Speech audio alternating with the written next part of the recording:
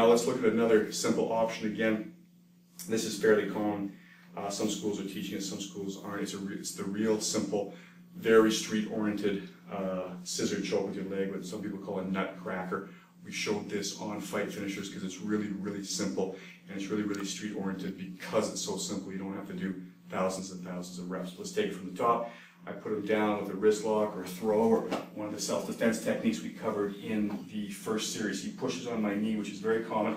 That sets up his handle here. So I can reach under with two hands, or I can pull his head, or some people like to use two hands like this if he's very strong, and then I step over his head. Now instead of going to the arm lock, I'm going to go to this position, which is I have a choice now. I can continue to rotate, or I can simply sit down and go to my arm lock from here, okay? Then we can switch to the Kimura.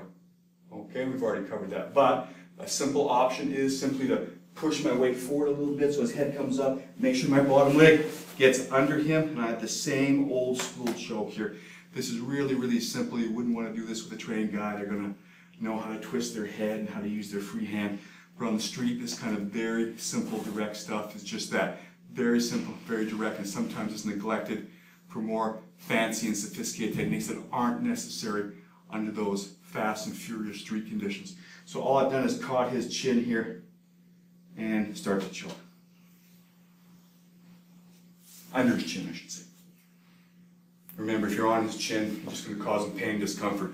Make sure your legs are sensitive enough to feel that your legs are wrapping around here in the same way that you would choke a guy this way, not on his mouth. Might cause him some discomfort, but he's not going unconscious.